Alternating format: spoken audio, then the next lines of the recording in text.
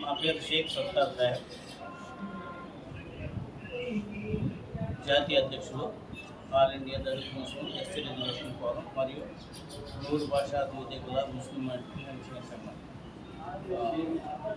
యాక్చువల్గా ఆనాటి బ్రిటిష్ ప్రభుత్వం 1911, 1921, 1931 లాస్ట్ క్యాస్ట్ సిస్టమ్ చేసి మతాలకు అతీతంగా ప్రతి మతంలో ఉన్నటువంటి దళితులకి కులాలకి ఎస్సీ రిజర్వేషన్ కల్పించింది. అది 50 వరకు కొనసాగింది. మనకి స్వాతంత్రం వచ్చి మన భారత ప్రభుత్వం ఏర్పడిన తర్వాత 10/8/1950లో ఓన్లీ యొక్క ఎస్సీ స్టేటస్ని దళిత హిందూ కులాలకు మాత్రమే పరిమితం చేసి దళితయేతరులైనటువంటి హిందూయేతరులైనటువంటి ముస్లిం, క్రిస్టియన్, బౌద్ధ, సిక్కులకి తొలగించారు. ఆ తర్వాత సిక్కులు బలమైన ఉద్యమం చేశారు. మతం మారినంత మాత్రం కులం మారదు, కుల వ్యవస్థ మారదు, కుల వివక్ష మారదు అనే అభిప్రాయంతో వాళ్ళు చేశారు. వాళ్ళు మళ్ళీ 56లో తిరిగి కల్పించారు. అదేవిధంగా బౌద్ధులు దర్నాలు చేశారు. వాళ్ళకి 1990లో తిరిగి ఎస్సీ రిజర్వేషన్ కల్పించారు. కానీ నేటి వరకు దళిత ముస్లిం కులాలకు, దళిత క్రైస్తవ కులాలకు ఇప్పటి వరకు తిరిగి కల్పించారు. మేము కోరేది ఏంటంటే కొత్తగా మేము ఎస్సీ స్టేటస్ ఇవ్వమని అడగడం లేదు. తొలగించిన దాన్ని ఎలా బౌద్ధులకి, సిక్కులకి ఇచ్చారో, హిందువులకి కంటిన్యూ చేస్తున్నారు. అదేవిధంగా మాకు కూడా ఇవ్వండి అనేది మా యొక్క డిమాండ్, ప్రధాన డిమాండ్. ఆ డిమాండ్తోనే కేజీ బాలకృష్ణ గారి ఈ యొక్క కమిషన్ యొక్క కాలం ఈ 10వ తారీఖులో ముగుస్తుంది. కాబట్టి నిన్న హైదరాబాద్ నుంచి వచ్చి వారికి రిప్రజెంటేషన్ ఇవ్వడం జరిగింది. అదేవిధంగా 8వ తారీఖు ప్రెస్ మీట్ కూడా పెట్టడం జరిగింది. దళిత క్రైస్తవులు, దళిత ముస్లిం కులాలు కలిసి ఈరోజు రాహుల్ గాంధీ గారు కూడా రిప్రజెంటేషన్ ఇచ్చాము. అదేవిధంగా మన గౌరవ రాష్ట్రపతి ముర్ము గారికి కూడా రిప్రజెంటేషన్ ఇచ్చాము. ముఖ్యంగా ఏంటంటే దళితులు అంటే ఎవరు అనేది కూడా అర్థం కావాలి. దళితులు అంటే నెంబర్ 1 అన్టచబిలిటీ, అంటరానితనం. నెంబర్ 2 అన్క్లీన్ ఆక్యుపేషన్స్, అపరిశుభ్రమైన వృత్తులతో అట్టడుగు జీవితాలు గడపడం. నెంబర్ 3 వచ్చేసి డిస్క్రిమినేషన్, వివక్ష. ఇప్పుడు కూడా కులం పేరు పెట్టి తిట్టేటువంటి సంప్రదాయం కొనసాగుతుంది. టీవీల్లో ఉంది, మీడియాలో ఉంది, అనేక ఎపిసోడ్లో కూడా ఉంది. అదేవిధంగా 4 అన్డెవలప్మెంట్. వారి యొక్క కులం దామాషా ప్రకారం విద్య, ఉద్యోగ, ఆర్థిక, రాజకీయ రంగాల్లో అభివృద్ధి చెందాలి. ఈ 4 బేస్ చేసుకొని ఎస్సీలుగా ఆ రోజు ప్రకటించారు. వీటిల్లో దాదాపుగా అన్నీ కూడా మా యొక్క దూదేకుల, ఫకీర్ సాహిబులు, గాడులు చేసేవాళ్ళు, పామురాళ్ళు ఇచ్చేవాళ్ళు, ఎలుగుంటరాళ్ళు ఇచ్చేవాళ్ళు, తట్లు ముట్టలు అల్లేవాళ్ళు, రాళ్ళు కొట్టేవాళ్ళు, కప్పు కొట్టేవాళ్ళు, అదేవిధంగా కసాబులు, కటిక పని చేసేవాళ్ళు. ఈ విధంగా అదేవిధంగా మెహతర్ ముస్లిం, వారికి మరీ అన్యాయం జరిగింది. మెహతర్ ముస్లిం 2006 వరకు ఎస్సీ రిజర్వేషన్ కొనసాగింది. ఎందుకంటే మేతర పాకి పని చేస్తారు కాబట్టి. 2006లో వాళ్ళకి తలపించి బీసీ గ్రూప్ ఏలు తీశారు. అది అన్యాయమే.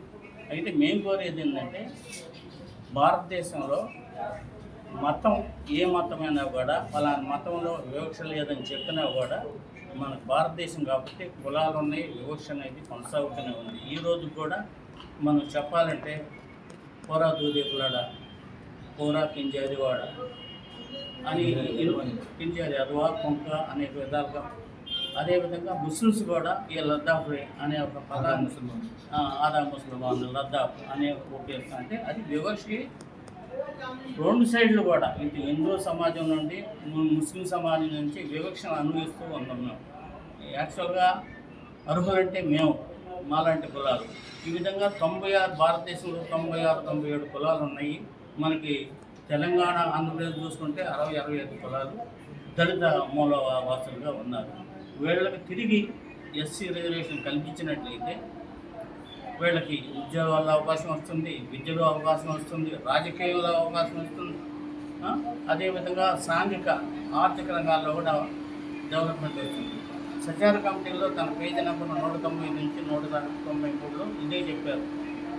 ఎస్సీ రిజర్వేషన్ 50లో ప్రకటించడం వల్ల ఇవాళ ఉన్నటువంటి ఎస్సీల కన్నా దుర్భర జీవితాన్ని ఈ యొక్క దళిత ముస్లింలు అనుభవిస్తున్నారని రాశారు. అదేవిధంగా మన యొక్క రంగనాథ మిశ్రా కమిషన్ ఏం చెప్పిందంటే మైనార్టీల్లో దళితులైనటువంటి వాళ్ళు 15% వీళ్ళకి రిజర్వేషన్ ఇస్తేనే వీళ్ళు బాగుపడతారు. 15%లో 10% ముస్లిమ్స్కి, 5% అదర్ మైనార్టీస్కి, దళిత వర్గాలకు పోవాలని చెప్పి ఆయన సిఫార్సు చేశాడు. అదేవిధంగా మా శ్రమతో 18 రాష్ట్ర అసెంబ్లీలో తీర్మానం చేశారు. అదేవిధంగా 100 ఎంపీలు మళ్ళా తిరిగి కల్పించిందని సిఫార్సు చేయడం జరిగింది. ఇవన్నీ పెట్టుకొని కూడా కాంగ్రెస్ ప్రభుత్వం మాకు, అంటే కాంగ్రెస్ ప్రభుత్వం మీకు థ్యాంక్స్ చెబుతాం. ఏ విధంగా అంటే కాంగ్రెస్ ప్రభుత్వం మన్మోహన్ సింగ్ గారు ఆయన సర్కార్ కమిటీ వేసింది ఆయనే, రంగనాథ్ కమిషన్ ఏర్పాటు చేసింది ఆయనే, కానీ ఇంప్లిమెంట్ చేయలేదు. 2004 నుంచి 2014 వరకు వాళ్ళు ఇంప్లిమెంట్ చేయడం అది అన్యాయం జరిగింది మాకు. ఆ తర్వాత మోడీ గారిని కూడా మేము వచ్చాము, రిక్వెస్ట్ చేశాము. మొట్టమొదట చేద్దాం అన్నారు. ఆ తర్వాత 2022లో అసలు మేము ఇవ్వమని చెప్పారు.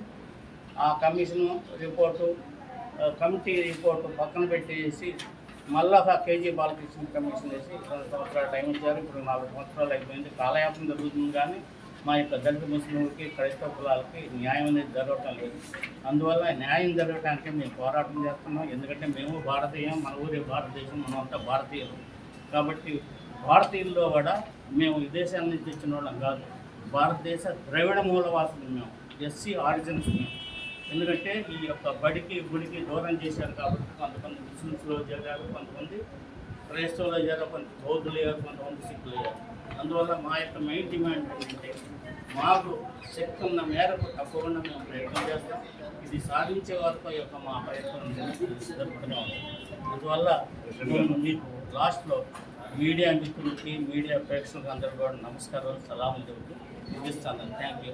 మోదీ గారిని కూడా ఒక మాట చెబుతున్నామండి. మోడీ గారు ఇప్పుడు 12 సంవత్సరాల నుంచి పరిపాలన చేస్తున్నారు. దానిపై ఇంకా ఎంతకాలం ఉంటారో మనకు తెలియదు. ఎందుకంటే 70 సంవత్సరాల తర్వాత డబుల్ గిఫ్ట్ కింద వస్తుంది. మనం ఆ విషయం ఎప్పుడు పోతుందో తెలియదు. మోడీ గారికి ఒకటే చెబుతున్నాం, అయ్యా మీరు లాస్ట్ మూమెంట్లో అన్న మాకు ఎస్సీ స్టేటస్ తిరిగిచ్చి మా యొక్క దళిత ముస్లిం, దళిత క్రైస్తవులకి ఒక పితామహుడుగా, ఒక తండ్రిగా చరిత్ర పట్ల నిలవాలని కోరుతున్నాం. అదేవిధంగా కేజీ బాలకృష్ణ గారిని కూడా రికమెండ్ చేసి మంచి కోరుతున్నాం. థ్యాంక్ యూ వెరీ మచ్ అన్న.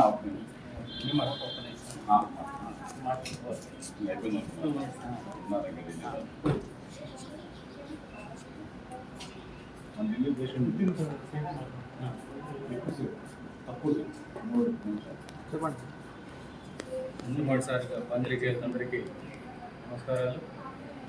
ఈరోజు మేము ఈ ఎస్సీ స్టేటస్ కోసం ఢిల్లీ రావడం, కేజీ బాలకృష్ణ గారు నిలవడం, వారికి ఈ యొక్క దళిత ముస్లిం, దళిత క్రిస్టియన్ యొక్క స్థితిగతులను తెలపడం జరిగింది. వారు కూడా సానుకూలంగా స్పందించారు. అయితే ఈ దూదేకల ముస్లిం సమాజంలో అట్టడుగున్నటువంటి కులం ఏదైనా ఉంటుంది, దూదేకల ఇర్రెస్పెక్టివ్ ఆఫ్ క్యాస్ట్, అంటే ఎస్సీ, ఎస్టీ, మైనారిటీ అనేవారు అందరూ కూడా మలమూత్రాలు విసర్జించిన పరుపులను ఏకి పుట్టుట వల్ల మా కమ్యూనిటీ చాలా అధ్వాన స్థితిలో ఉంది.